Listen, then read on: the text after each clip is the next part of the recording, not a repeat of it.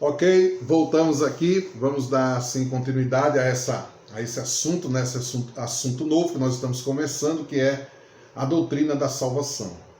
Veja que coisa interessante, aquela questão ainda que nós ainda estamos aqui pensando, né? Sobre a predestinação e a salvação para todos. Verdade é que Deus predestina que aquele que crê, aí é uma verdade, aquele que crê será salvo, mas isso na nossa esfera humana não limitou nenhum número dado por Deus.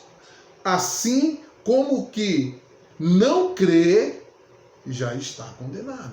Mas também não nos apresenta um número determinado por Deus para os que não creem, como também para os que creem. Portanto, nós acreditamos, né, pela palavra de que a salvação é dada a todos os homens. Lembra do que Paulo escreveu a Tito? Porque a graça, capítulo 2, a partir do versículo 10, porque a graça se há manifestado, ou se manifestou, trazendo salvação para todos. Todos. Amém? É verdade também que predestinou o meio da salvação, o meio de salvação. Um único meio, com exclusão de qualquer outro. Isso é uma verdade. Ele predestinou a maneira da salvação. Isso está predestinado. Através de Cristo Jesus, pela fé, recebemos a graça, a redenção dos nossos pecados, o perdão para a salvação. Amém? E isso sim foi predestinado por Deus.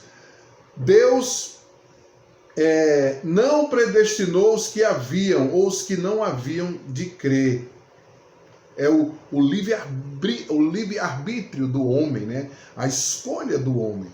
Você é consciente das suas escolhas. Você sabe o bem e o mal que você pode praticar ou não. Decretado está, porém, que todo aquele que crê será salvo. Disso nós não podemos fugir. Nenhuma doutrina, nem outra doutrina. Todo aquele que crê, porque é a única característica, a única atitude daquele que deseja a salvação. Requisitos que o Senhor predestinou para o homem é crer. Se você crer, será salvo. Quem crê, será salvo. Né? Então, decretado está isso aí. Como também não podemos esquecer que decretado está que aquele que não crê será condenado. Voltaremos ao assunto quando discutirmos a liberdade do homem mais à frente, né? Nós vamos discutir isso. Vamos lá.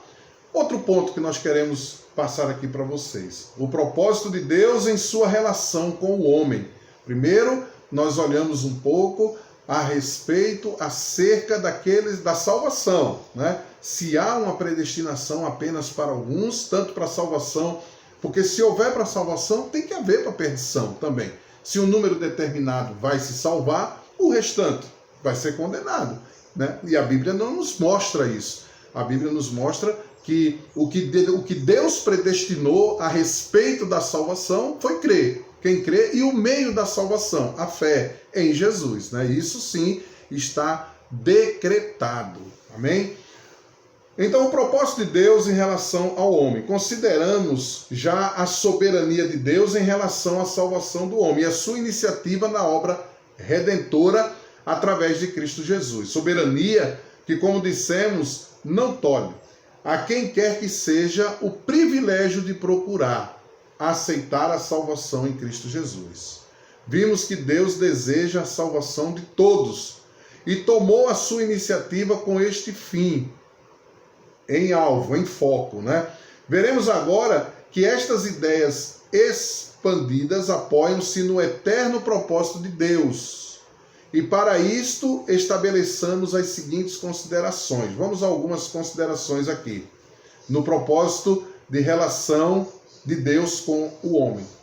Desde o princípio do mundo, o propósito de Deus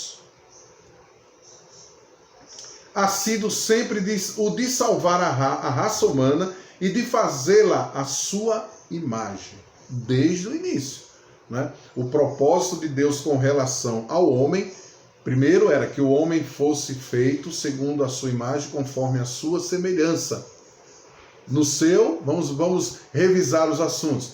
Jamais pensarmos que o homem foi criado à imagem e semelhança de Deus no seu poder divino, né? Ou em qualquer outra forma que a mente humana possa pensar. De maneira nenhuma.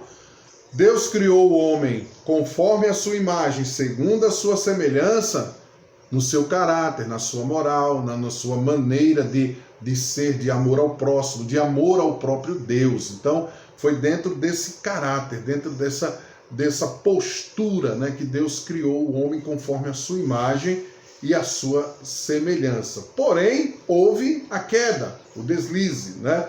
Ele sempre teve em vista abençoar não só uma família ou nação, mas também responsabilidade do homem perante Deus, prova a sua liberdade. O homem é livre e os seus atos lhe são próprios. Você foi feito e pode decidir as suas escolhas, mas você não pode mudar o resultado das escolhas que você faz, entendeu?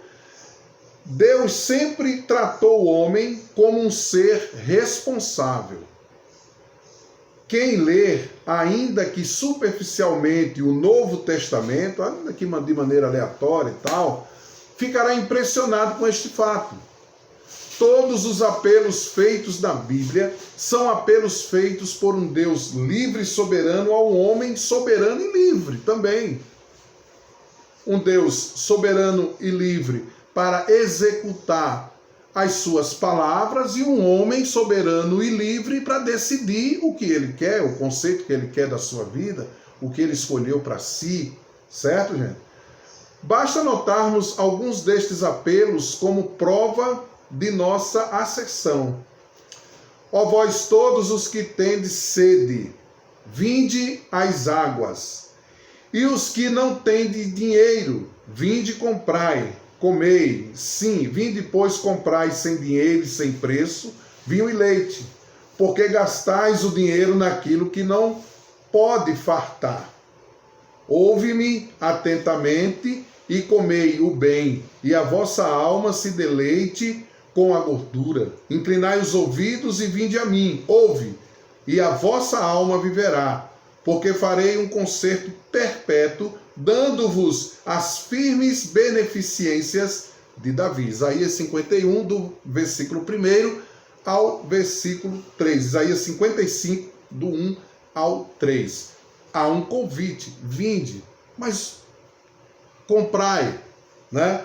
Vinde e comprai dessas águas, vós todos que tendes sede, mas não tem recurso, não precisa. O recurso é dado segundo a graça. A graça de Jesus nos cobre dos recursos necessários para alcançar a salvação. Quando falamos muitas vezes, ele pagou o preço. É disso aqui que estamos falando. Vinde sem dinheiro, vinde e comprai tudo aquilo que vocês necessitam, né? Então, a salvação, ela é ofertada, ela é dada, né, de forma gratuita porque eu e você não temos condições, não temos recursos para pagar por essa salvação. E essa salvação que o Senhor nos oferta, através da sua palavra, foi conquistada pelos méritos de Jesus Cristo na cruz do Calvário, ok? Vamos lá, vamos dar uma esticadazinha aqui.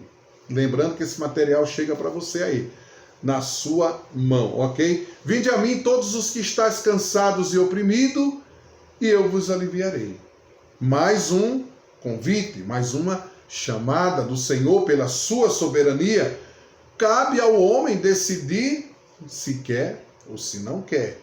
E dizia a todos, se alguém quer, preste atenção no verbo, se alguém quer vir após mim, decisão, né? Você decide, vinde após mim, negue-se a si mesmo e tome cada dia a sua cruz e siga-me.